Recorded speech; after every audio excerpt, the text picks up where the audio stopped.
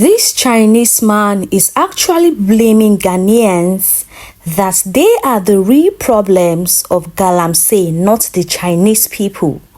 That Ghanaians are the one doing the Galamsy, not Chinese. We're going to be sharing this video with you guys, and I'm also going to be sharing a particular video of John Dramani Mahama, the president of Ghana, blasting and educating a Chinese guy, a Chinese investor that is in Ghana.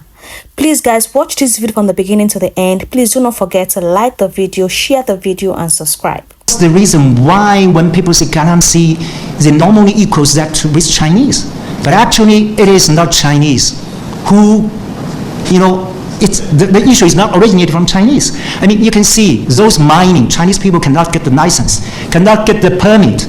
It's the Ghanaian people who draw Chinese people over here, and some of those people who are even caught red-handed, even though they are caught red-handed, they're just some like migrant workers to come here to make a living. I'm not treated well because they always say, because I have a social media, when I posted X on my social media, then people say, "Hey, Ambassador Galamsy, it seems Galamsy is caused by China. So this is unfair to me. Am I correct? This is unfair to me. This is really unfair to me, and unfair to the majority of Chinese. They have involved a lot of sectors. You can see, you can say, a lot of buildings built by Chinese companies, your roads built by Chinese companies, your port built by Chinese companies. But is any normal Ghanaian people know about this, or even they know it? They always say Galamsy. They always say Galamsy. The prices within our enclave. I think Ghana has the potential to be the industrial hub for the whole West Africa, because I'll be traveling around 8 countries across the West Africa, and Ghana is very peaceful. So currently, there's a lot of the companies looking for export is coming to Ghana because of the peace, and because of some maybe tariff between US and China and some other countries, and some companies from Vietnam, Indonesia, China, they are all running to Ghana now. So we get 6 companies last month. One is in solar panel, one is solar battery, another 2 companies is furniture, and also some other stuff. So the exportation is really, the company is large scale and looking for export. They are really coming, and it's a very good opportunity for us to catch them to come. In the meanwhile, the textile business like DTRT, I'm very strongly agree with her that Ghana can be a center for export in this garment sector, because it creates so many jobs in a short time period. We also get 2 companies, which is like Chenfu and Juding. They are also exporting to US and Canada. They can have 2 of them. They can have employ more than 6,000 local employees, and currently they have 800 now, just in the last 4 months. Right. So Ghana really have the potential. And I have one question is that, so for the ordinary companies, they are coming and engaging in this 24 economy. So is there any incentives? Is it like before I think in the last administration they have like one district, one factory or something like that? And for this 24 economy, we are expecting something special to come out. Very well. Yeah. Yes. Thank you so very much. Yeah, when they say Omampeni and especially the trade ministry,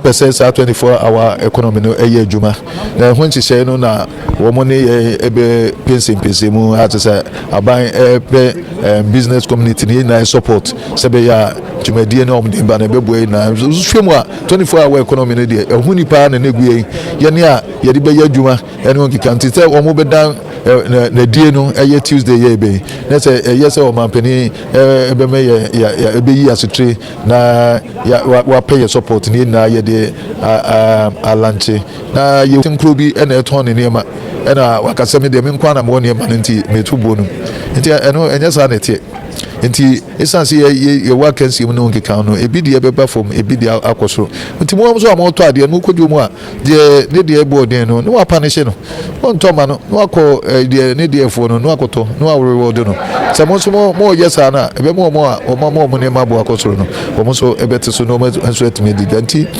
nti ya na appeal ene ye ka bazisia de wo hwese de sika no esi ko from there na obi na beka say obi entene ne ma so because wo gina ho no ma obi beton ne de na wo de aka nti trend no something. So let me just wrap it up.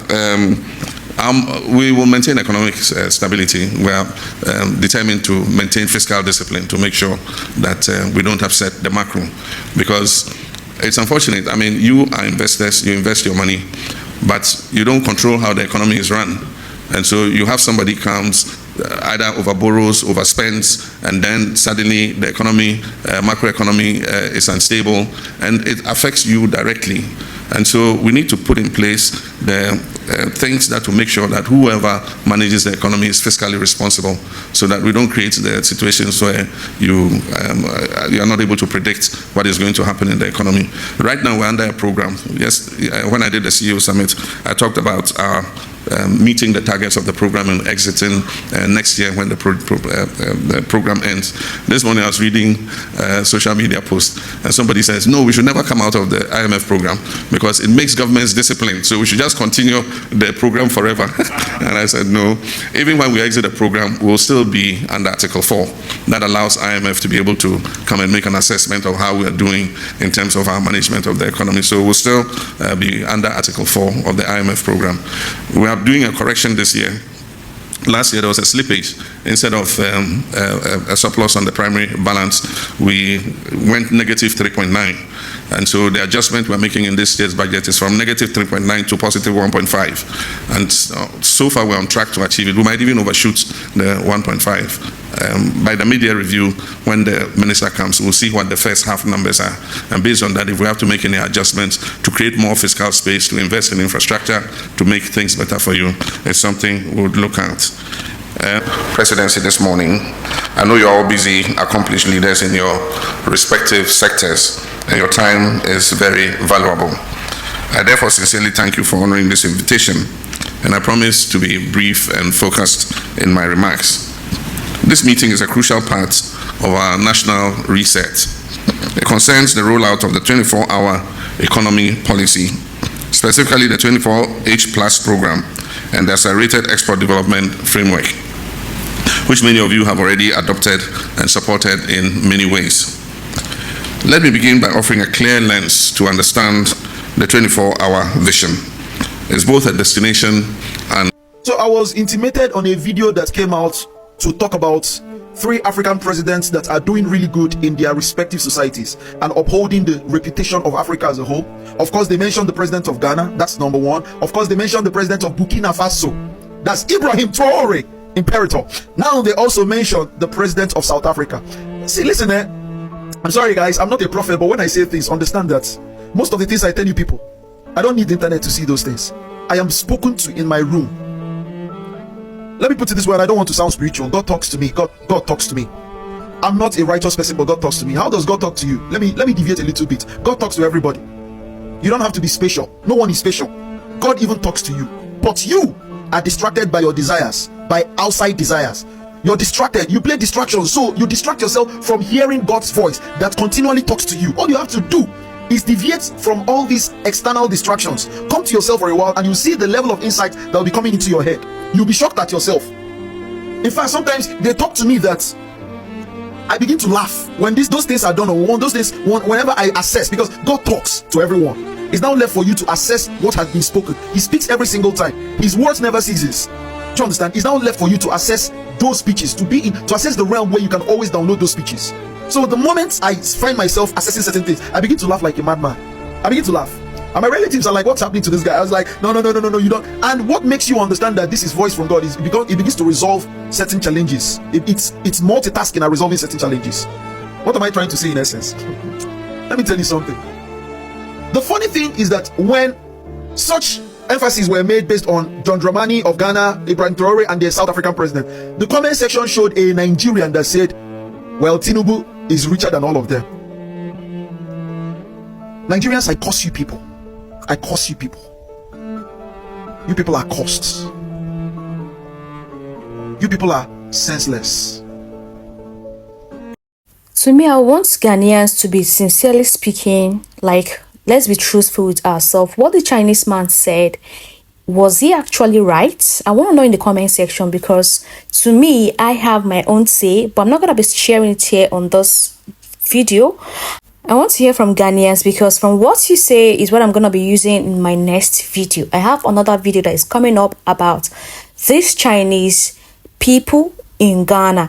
And also in this other video where John Dramani Mahama was actually schooling, he actually disgraced this Chinese investor that is in Ghana. You know, most people, when they come into your country, they would want things to go their own way, forgetting that there are rules and regulations that are in this country. And I'm actually happy the way John Dramani Mahama had to talk sense into him, had to educate him more, and tell him that you are in Ghana and not in Chinese. And there are rules and regulations that are guiding and governing this country, Ghana.